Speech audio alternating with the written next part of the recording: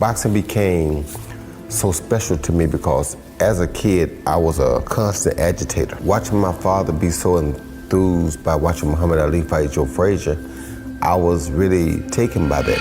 Boxing Roy Jones Jr. is a preposterous don't know how to get What's hit. the upside? You never work again, or you become a boxer? You hang in there with him and you look like a hero. Roy Jones Jr. is one of the greatest boxers of all time. You know what lives on? Highlights. A fighter's highlights. You look at Roy Jones Jr.'s highlights. You had to make him come at you, right? I had to make him commit. He didn't want to commit, so I had to give him a chicken thing. I ain't looking for no rope. Hey, like Roy Jones said, I said, y'all must have forgot. Because Roy was nothing if not smart. Roy was brilliant. Ali is the unique physical specimen in heavyweight boxing.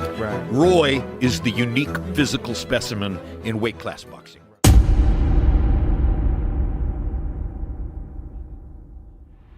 Halo bro, kali ini gue mau ngebahas seorang petinju yang bukan hanya menorehkan prestasi, tetapi juga mendefinisikan ulang apa arti menjadi atlet dalam olahraga tinju. Roy Jones Jr. sebagai figur yang mendominasi dekade 1990-an. Jones menghadirkan sebuah paradigma baru dalam cara publik memahami tinju. Ia tidak hanya memenangi pertandingan, melainkan juga menghadirkan dimensi estetika yang mengubah ring menjadi panggung ekspresi. Kombinasi kecepatan, refleks, dan improvisasi menjadikannya ikon yang melampaui batas teknik olahraga. Tidak berlebihan jika kehadirannya dianggap sebagai salah satu fase transformasional dalam sejarah tinju modern. Roy LaFesta Jones Jr. lahir pada 16 Januari tahun 1969 di Pensacola, Florida. Masa kecilnya dibentuk oleh sebuah paradoks, yaitu di satu sisi ia tumbuh dengan bakat atletik luar biasa, namun di sisi lain ia menghadapi tekanan psikologis akibat pola asuh ayahnya yang keras. Roy Jones Senior, seorang mantan tentara Vietnam dan juga petinju amatir, melatih anaknya dengan pendekatan militeristik. Latihan bukan sekedar fisik tetapi juga mental. Pukulan yang meleset bisa dibalas dengan hukuman. Tekanan ini kemudian meninggalkan luka emosional tapi sekaligus menempa daya juang yang kelak menjadi fondasi karirnya. Bakat Jones terlihat sejak dini. Pada usia remaja, ia telah mendominasi kompetisi amatir di level nasional. Puncaknya terjadi pada Olimpiade Seoul tahun 1988 ketika ia mewakili Amerika Serikat di kelas menengah ringan. Di final, Jones berhadapan dengan petinju Korea Selatan, Park Shin-hoon. Pertarungan itu adalah salah satu kontroversi paling besar dalam sejarah Olimpiade modern.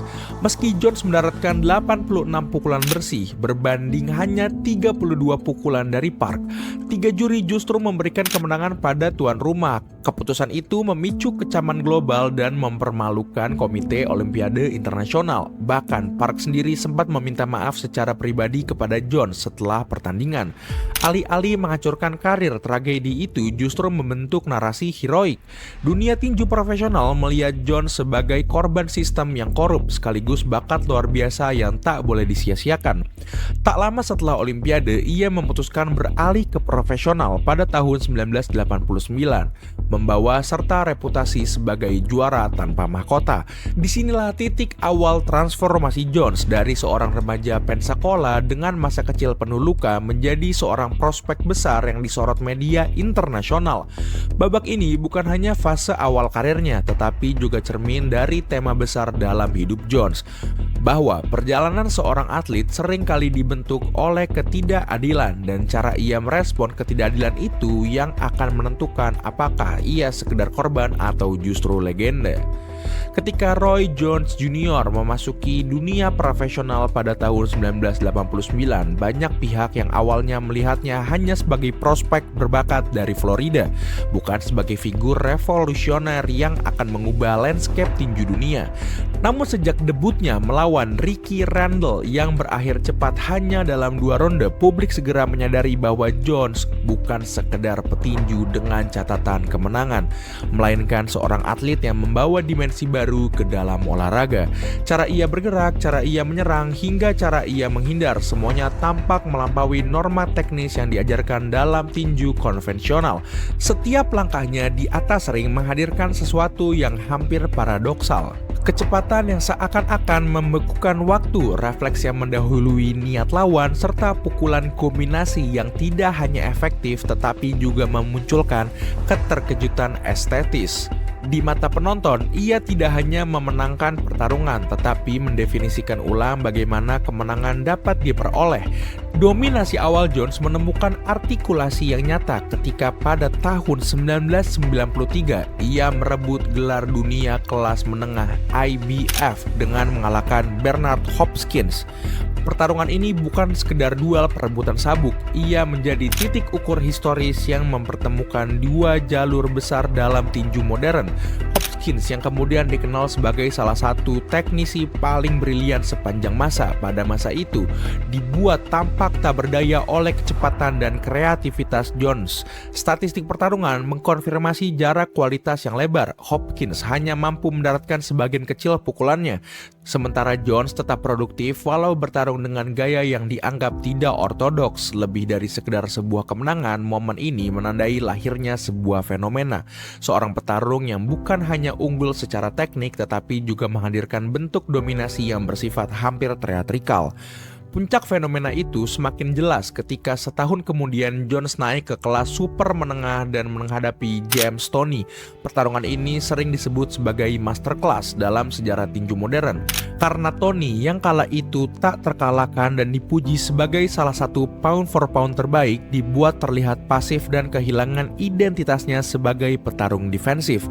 Philly Shell, gaya bertahan khas Toney yang biasanya menjadi tameng ampuh, justru tampak rapuh menghadapi ritme Jones yang fluktuatif dan serangan berlapis.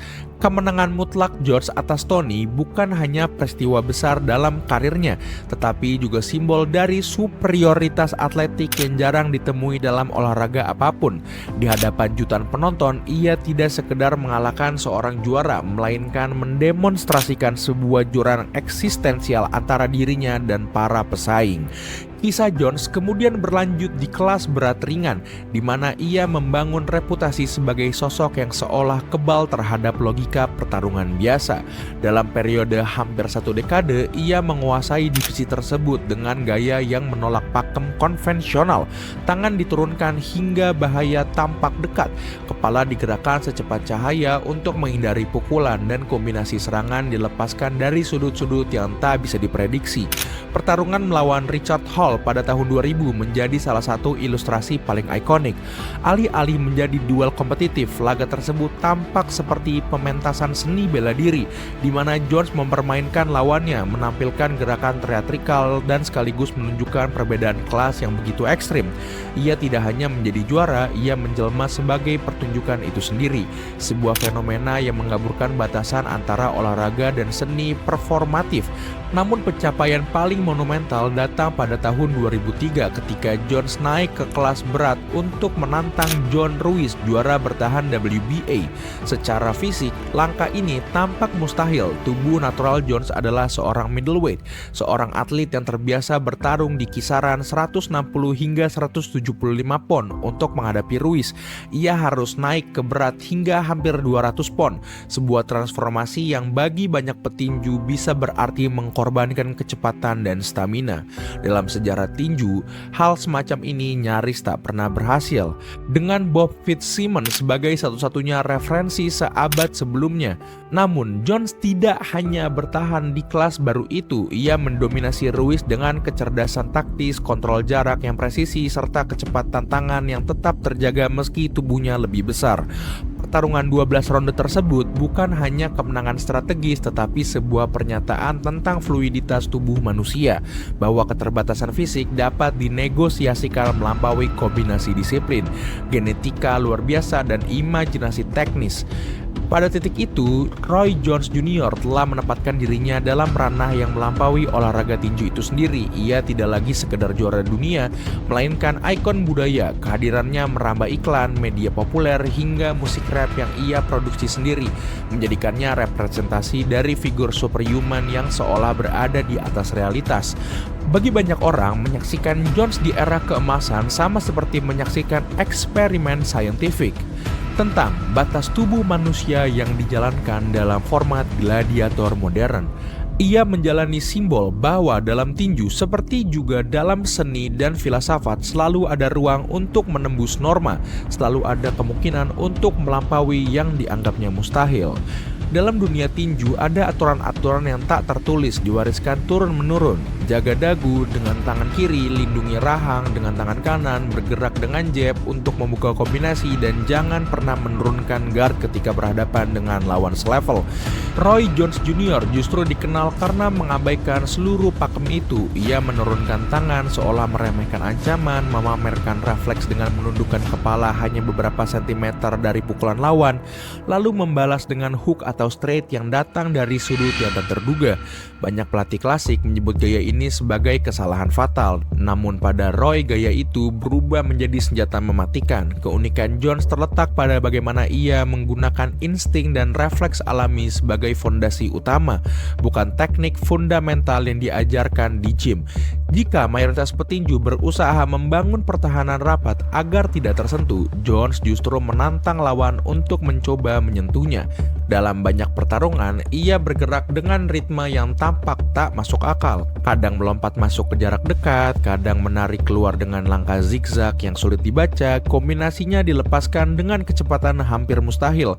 Seringkali kamera lambat diperlukan untuk menunjukkan berapa banyak pukulan yang benar-benar ia lepaskan dalam satu momen singkat. Pertarungan melawan Vinny Pazienza pada 1995 menjadi contoh sempurna bagaimana gaya ini berfungsi.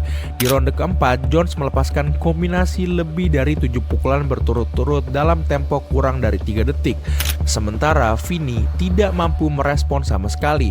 Itu bukan sekedar kecepatan tangan, melainkan orkestrasi refleks, akurasi, dan kepercayaan diri yang menyatu dalam satu ledakan. Adegan itu sering diputar ulang sebagai bukti bahwa Jones bermain dalam dimensi berbeda dibanding lawan-lawannya. Namun gaya yang menantang logika ini bukan tanpa resiko. Dengan mengandalkan refleks ketimbang struktur teknik, Jones menempatkan dirinya pada posisi di mana usia akan menjadi musuh utama. Ketika refleks melambat, gaya seperti ini kehilangan fondasinya.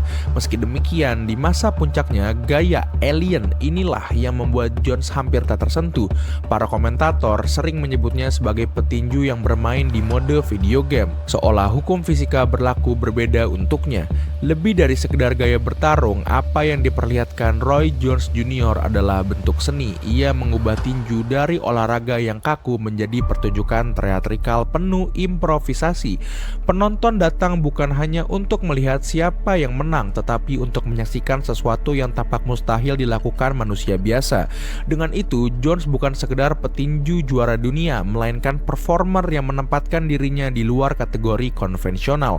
Alien dalam arti sesungguhnya, makhluk dengan logika berbeda yang kebetulan lahir di Pensacola, Florida. Setiap era keemasan dalam olahraga pada akhirnya akan berhadapan dengan fase keruntuhan, dan kisah Roy Jones Jr. adalah salah satu contoh paling dramatis dalam sejarah tinju modern.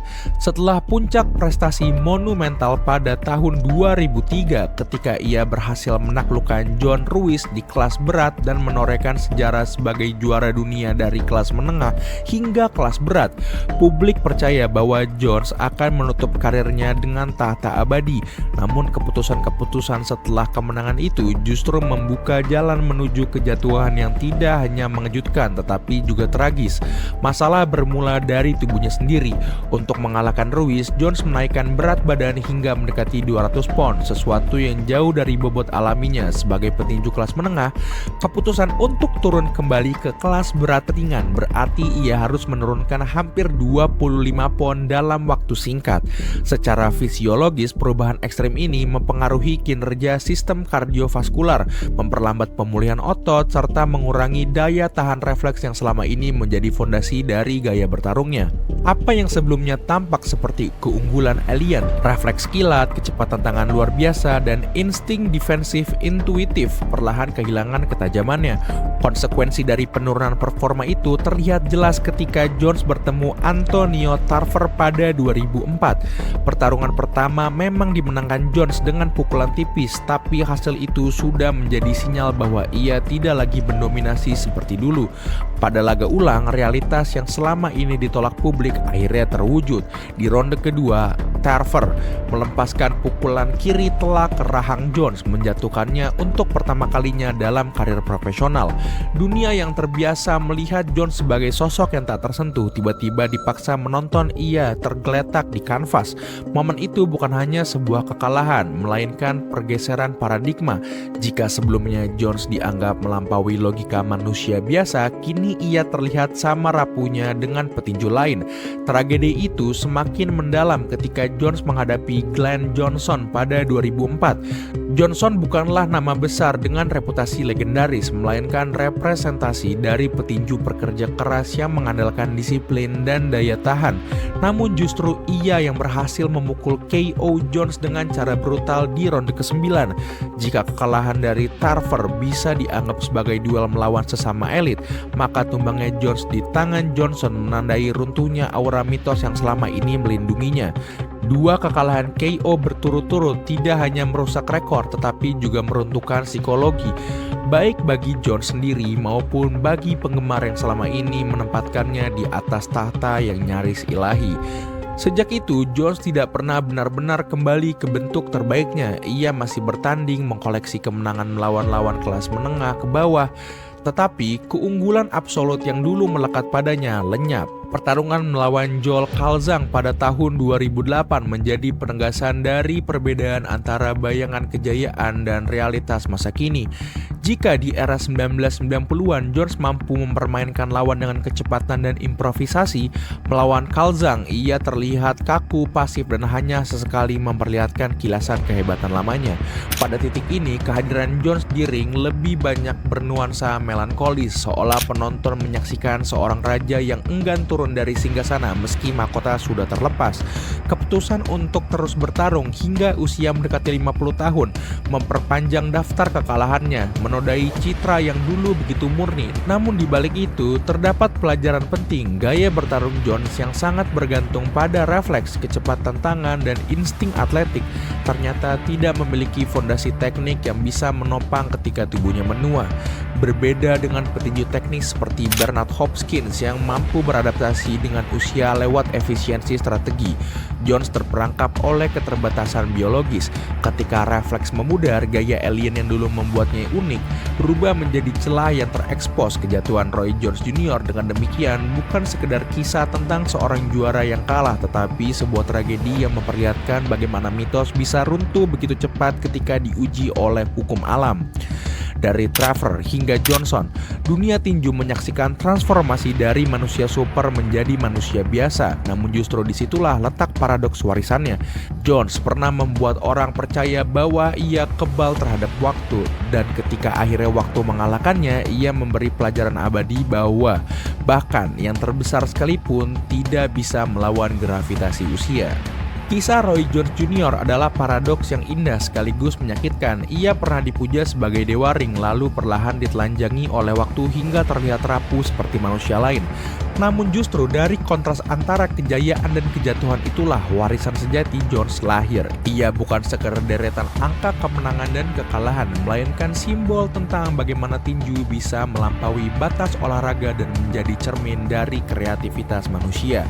Di dekade 90-an, Jones memaksa dunia untuk mengubah cara pandang terhadap tinju.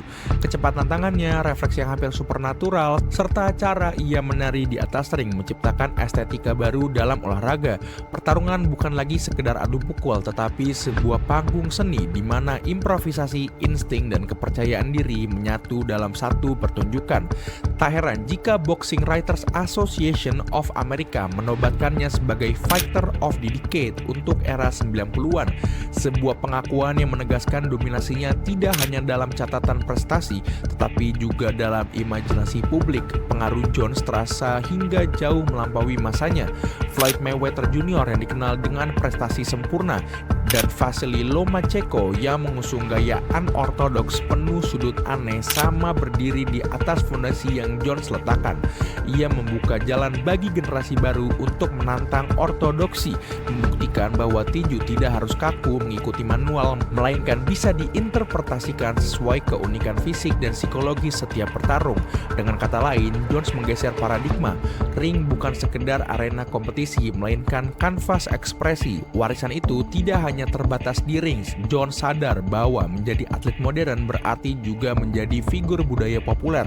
Ia menembus industri musik rap dengan merilis album yang cukup mendapat tempat di komunitas hip hop, sekaligus tampil sebagai komentator tinju untuk HBO, memperkuat citranya sebagai entertainer multi talenta.